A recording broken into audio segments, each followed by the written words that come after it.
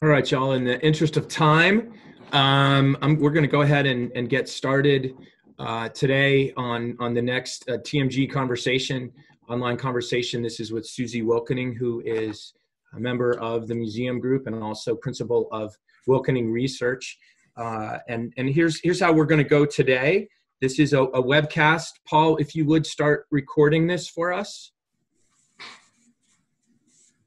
So we are recording, and all you people who are here joining us on video and audio, Paul's going to shut that off until we get through the formal part of the presentation. There's a chat box that you can open up at the very bottom of your screen and ask questions. And between Paul and me, we will field those questions toward the end of the conversation. So the way that we're going to flow to maximize time and to let everybody go back to their lives is to just keep everything tight. Susie's going to do a presentation. She and I will lead the discussion or have a quick discussion. And then in about 2 seconds, I'm going to turn it over to our true fearless leader, Janine Bryant, and I will quiet up and let her kind of take it from here. Janine, are you ready to launch us?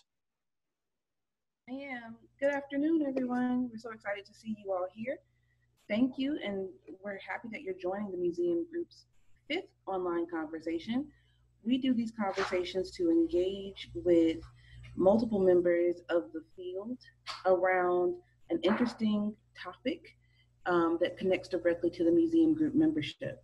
So we are excited to have you join us. Bob probably just gave you a quick overview, but there's a few housekeeping things that we would invite you to do.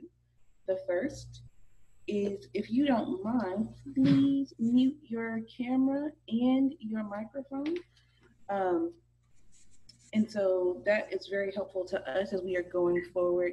You'll notice that we primarily will focus on the speakers during this, and we will invite you to unmute yourself when we get to the Q&A portion of our discussion. So that's number one. Number two, many of you are asking, where are the other conversations? And so that will be easy to find on our TMG YouTube channel. You can actually find links to previous conversations. And as we're going through, you'll notice that some of us will have some questions that we are typing into the chat box. Once we get to the Q&A portion of this conversation, we will actually start to address some questions or comments that are left in the chat. We welcome you to please put your questions and comments there as we are going forward. So we are excited to begin this conversation, and Bob and Susie are at the ready, and so they're going to get us started.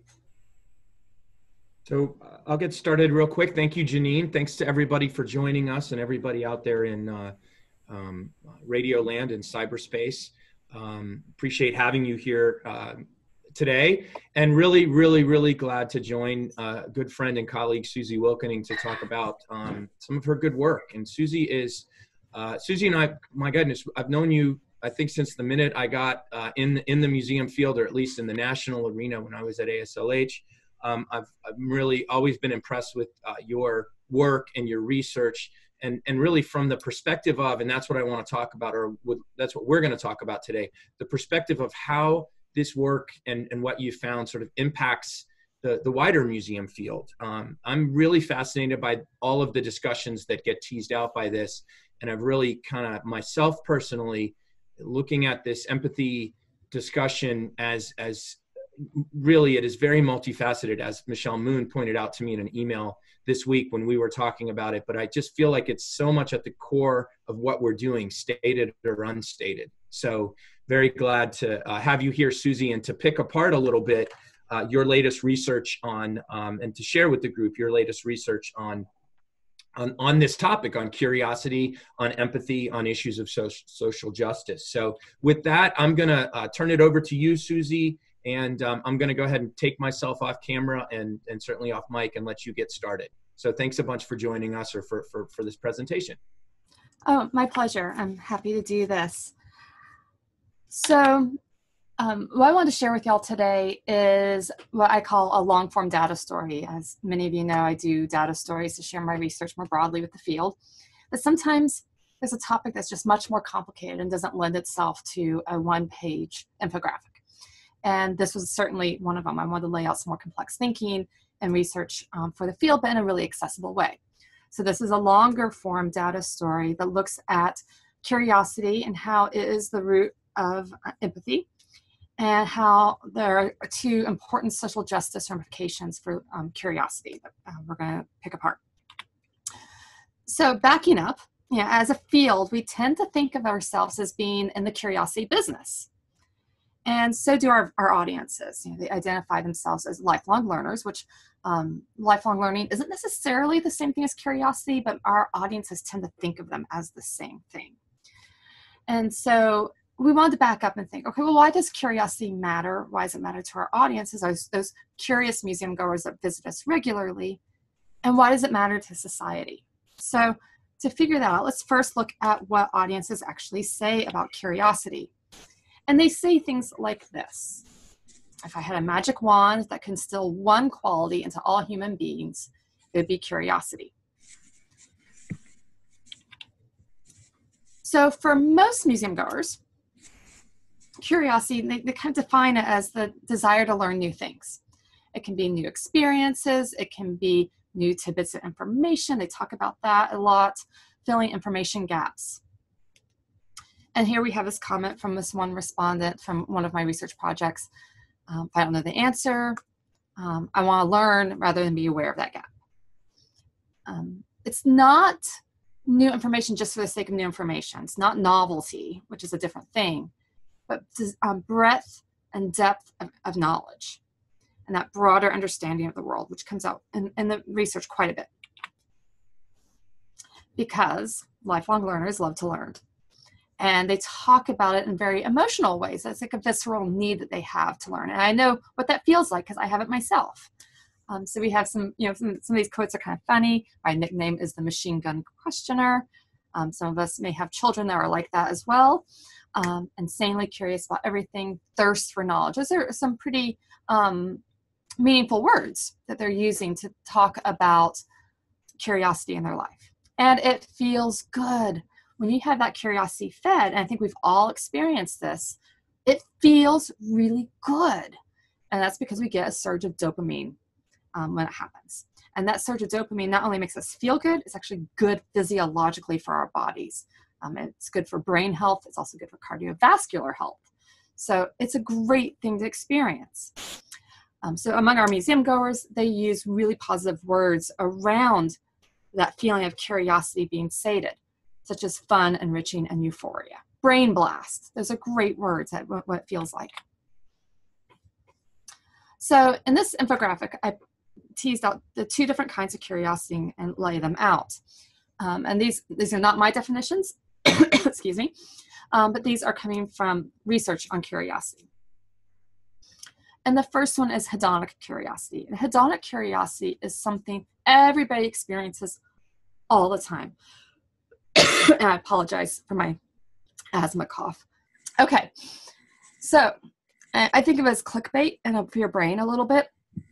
And it's that transit curiosity we feel when we have an information gap. And we get this all the time. What's that loud noise? Who won the election? Who won the game last night? All of those good things. But when only hedonic curiosity comes into play, that search for answers can reinforce existing assumptions, attitudes, and behaviors, because we're looking for things that reflect our worldview. And so it sometimes can open our minds to new ideas, but does not always. And so for some curiosity scholars, they look at hedonic curiosity as actually not really totally, it is curiosity, but it's not like totally curiosity, because it can also be a search for certainty. And they say that certainty is the opposite of curiosity. So is it really curiosity? Yes, but it's kind of in the box thinking. And there's a lot more going on out there outside of the box. So that brings us to our second type of curiosity, eudaimonic curiosity. And eudaimonic curiosity is a sustained pursuit of new questions. And this quote that I pulled from one of my research participants illustrates it perfectly. It's about rabbit holes and going down those rabbit holes and not knowing where you're going to come out. That yields new questions, takes people out of that metaphorical box, and yields a broader worldview, such as all those things greater cultural understanding, more compassionate perspective taking, and greater comfort levels with conflicting truths. Because it's not about certainty anymore, it's a more complex thinking. There are three outcomes that we tend to see among those who practice Eudaimonic curiosity regularly: a stronger social support network, improved educational and career outcomes, and a greater sense of well-being.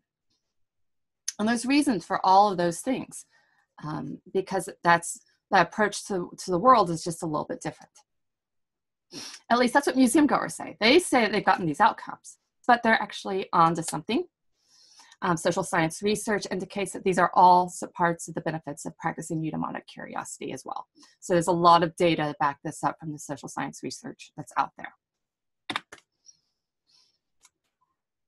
But curiosity has a bit of a visibility problem. The way I think of it, particularly at eudaimonic curiosity, is that it really provides really vital support and nourishes us. And so when I think of this forest analogy that I have in front of you, is that we have this forest of trees with all these wonderful outcomes, and hidden beneath the surface is all of that wonderful stuff in the dirt that supports those trees and that forest and brings in that nourishment from the roots. And that curiosity for us is that nourishment coming in from the roots. But a lot of people don't go, oh, this is part of the reason why we've had this outcome, is that you're living a curious life. So it's kind of hidden beneath the surface. So there's that visibility problem. But those outcomes really matter because they turn the behaviors that set curious people apart. And you see several of them on the screen right now. There's one in particular I wanted to pull out for this conversation, which is that people who practice Eudaimonic curiosity in particular have greater compassion, understanding, and empathy. And it's about being awareness and exposure to a lot of different perspectives and other worldviews. The more I know about things, the less I am fearful or distrustful. It gives me tolerance and respect for different people, places, and things. And the more we are exposed to that, the easier it is to understand, have compassion, and to empathize. So curiosity seems to lead to certain prosocial outcomes, which we just discussed. There's understanding, tolerance, empathy, compassion, that desire for inclusion and inclusive practices. And so what we're looking at is that perhaps there's a linear model here that suggests that if we're looking to increase empathy and increase these prosocial outcomes, if knowledge helps us get there, as we become more understanding, well, what's inspiring people to pursue knowledge above and beyond formal education in the first place? And that's what we're looking at curiosity as being that spark that gets us to these outcomes that are more prosocial.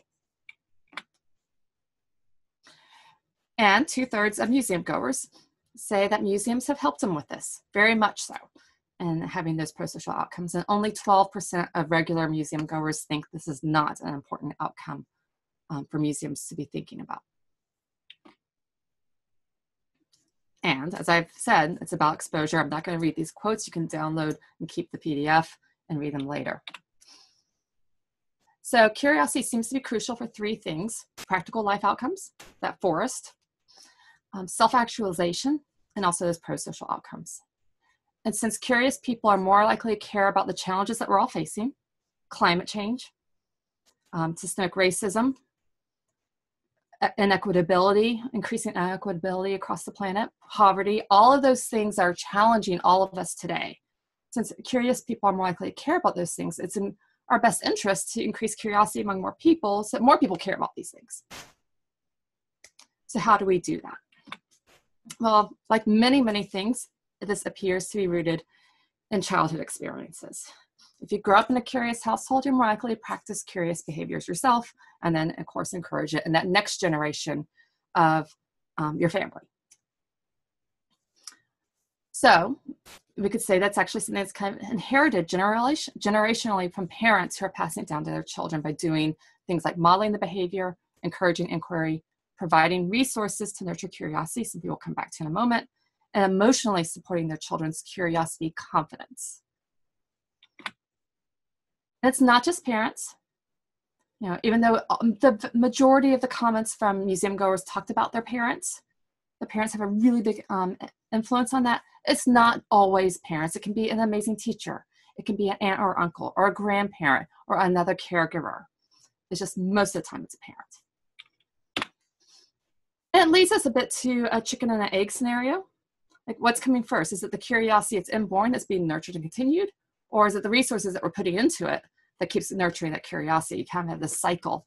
And to some extent, it doesn't really matter, just that we know that this is something that's really important to cultivate and nurture from the beginning.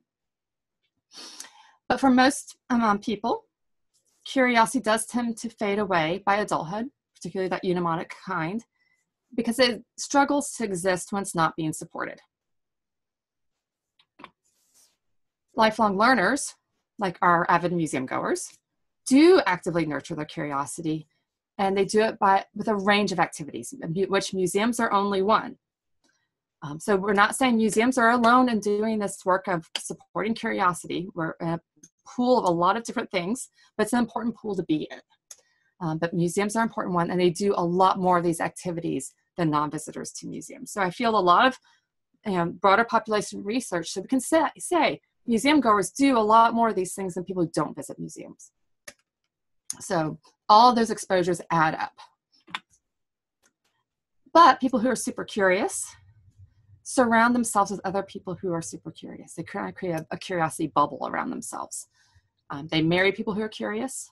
They tend to choose friends who are curious, and they tend to raise children who are curious that continue to support that curiosity over a lifetime. Yes. Susie, I need to jump in real quick. We're going to have to kind of get to the Q&A part here very quickly.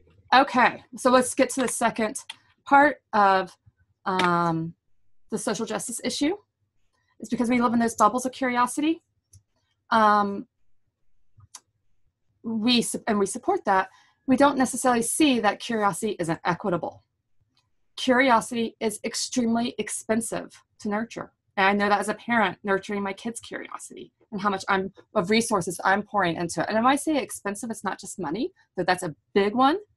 It's also time, know-how, physical energy, all those things. And if I can acknowledge those things, for the broader population, there's going to be even more barriers to pursuing curiosity. And you see a bunch of them right there on the page of childhood upbringing, physical and health constraints, systemic racism, economic insecurity, all of those things that make it harder for children to have their curiosity encouraged. And in fact, only 40% of school-age children today in America assess as flourishing, of which curiosity is one of those markers of flourishing childhood. So the rest of this pretty much reinforces what I've said, but coming back to that, curiosity is a birthright, and that we should nurture the curiosity of all children, reduce those barriers, because that kid might go on to change the world. So we all benefit when more people can pursue a curious life. And there are all my resources I poured into it. And you can go to my website and you'll find a long list of additional curiosity resources as well. Fantastic, Susie. Thank you. And I know Janine's fielding some questions. I'll ask my first one, which is the question that you ask anytime you look at a data set. Mm-hmm. Where do you get this information from? How did this, where does this develop from so that we're able to use it so beautifully? You are. Right. So I field both research among museum goers, which we have to first of all say is only a sliver of the population. So when I'm talking about museum goers, we're talking about the sliver of the population that goes to museums regularly. We can't look at this really contextually just with museum goers. And so that's why it's really important for us to also field broader population samples. So I field a lot of broader population samples so I can look at and compare how museum goers are versus other people who are more casual visitors to museums as well as non-visitors to museums. So I'm looking across all of those research projects so that I can make sure I'm not just looking in narrow-mindedly at one segment of the population. And the second question, which is probably one that a lot of us would talk about, but interest and curiosity, those things seem to be synonymous. What's the difference? Where do they intersect and how do they diverge? So being interested in something is not the same as being broadly curious. And the way I think about this is I think of Star Wars. I'm not particularly interested in Star Wars. I've seen the movies. They're fine. not particularly interested. But there are a lot of people who are really interested in Star Wars. So if you have a big Star Wars exhibition at your museum, you'll see this group of people coming into the museum to go to the Star Wars exhibit. But then they don't necessarily go into the rest of the museum because they're not practicing Eudaimonic Curiosity. They're not even practicing necessarily Hedonic Curiosity. They're pursuing their interest. And that's fantastic that they're pursuing their interest. But what we want to see is more of that broadening as well of that curiosity. So having interested in something does not mean they're practicing curiosity in their life on a regular basis. So that's an interest versus curiosity is that broadening and deepening both at the same time. Curiosity being the next step. Yes. And so when I think about that classic Star Wars exhibition that brings in the Star Wars fans, you know, it's how do you then think about the exhibition, or it could be quilts or the Downton Abbey costumes or whatever it is that brings in a lot of people who have that interest. How do you then seed that exhibition with what Rainey Tisdale and I and the folks at History Nebraska, where we've done a lot of curiosity work, is how do we seed the exhibition with what we call truffles? You want people to come in, start sniffing for those truffles, and then they start digging and they find that truffle and that excites them. And that's that feeding of hedonic curiosity, which is great because that's taking them to that next step and that furthering of curiosity. But then sometimes we want that digging to result in a rabbit hole as well. And hopefully by seeding it with truffles and rabbit holes and pulling them into the rest of the museum with truffles and maybe some rabbit holes, then that can help them take them to the next step of broader curiosity. Fantastic, fantastic. Janine, I'm going to turn it over to you and mute myself and let you kind of take it over. I know we have one question. Do you want me to go ahead and ask the question and then you can field it from here? Sure, we'll just transition now. Thank you, Bob. You got it. So Susie, I've gotten a couple of people chiming in the chat or speaking to me directly and privately. There's a couple of people who are asking about this quote, which you said during your presentation, that curiosity is not equitable. We would love for you to expound on this a little bit and what this potentially means for us as museum practitioners, curiosity not being equitable. Sure. So when a family practices curiosity, whether a family by any definition of the word family, there's a lot that goes into that. It can be money and paying for those fantastic day camps or those classes, or it can be, taking those trips to learn about new places in person, or it can be also the museum admissions, buying books, buying supplies, craft materials, whatever it is, that all financially adds up. So that's one way that it's expensive. The other way that it's expensive is that it takes a lot of time and energy for an adult to do that on behalf of their child or to do it on behalf of themselves. So that's why we tend to see well-educated people who are able to fulfill their curious interests, I almost put this together, curious inclinations, and can afford to do so because they have the financial resources. They know where to go to get to those resources that they want to go and bring into their life. So they know where the museum is. They've been to the museum. They know where they want to travel to learn more about whatever that topic is. They know where the camps are. They know how to navigate the camps. It's that know-how, and it's also the time that's invested to do all that support for themselves or for their child. It all adds up. And if for a broader population, there may not be that time. There may not be that money. There may not be that energy. And when you're bringing those different things into the equation, even a trip to the local library, which is ostensibly free, has a cost to it in terms of time and energy. Also, if you consider with the broader population, there are a lot of people who are working physically intense jobs, which is another energy drain, which makes it harder to then continue to pursue curiosity on your own when there's a lower level of that kind of energy and that recovery time from those more physically intense jobs. So it all adds up. That means that there are certain segments of the population that can afford to be curious and create a virtuous cycle of curiosity. But there's a larger portion of the population that's not doing it as often, maybe not doing it at all, which actually can lead to museums being in a place where we are exacerbating economic inequality because we are serving those who can afford to do so and increasing those gaps. Yeah, Yeah, I think that's a great point, and to think about the experience costs for any cultural arts experience, I think that's not often factored in when people are thinking about community and audience engagement strategies. So I appreciate that lens. As you were talking, we actually got an additional question to give, with a request to give an example of, we like that analogy that you're using around the truffle and the rabbit hole. So if you could you give us an example of what you mean when you're talking about an example, a truffle and or a rabbit hole? So sure. So with a truffle, like if you were planning an exhibition or a program, it'd be thinking about what are those moments when you can create on purpose an information gap. And then make sure that you also make it easy for that participant to close that information gap. And when they close that information gap, that's the truffle. They just got fed. They got the dopamine hit. They feel really good. So that's why I think of it as a feeding of hedonic curiosity, because you're closing information gaps as well. So it's a truffle. It feels good. And hopefully they want to go find another truffle. With the rabbit hole, because you don't know where you're going to come out, it's how do you think about those open-ended inquiry where you're not going to close the information gap, but you might be giving them a little nudges towards where they can go and start pursuing additional things, perhaps in a different exhibition, at a different museum, go to the library, whatever it is, so that they start to want to have that pursuit as the point and not know where they come out. So it's starting with the information gap, but doing it in a more open-ended way so that they can hopefully have those, see some resources to go and continue it and then go down the rabbit hole, and who knows where they will come out. Oh, thank you so much, Susie. I think that really gives us some insight around how we can actually consider designing for our truffles and rabbit holes, rather than just having them as a gap we discover once people start going through the exhibit spaces.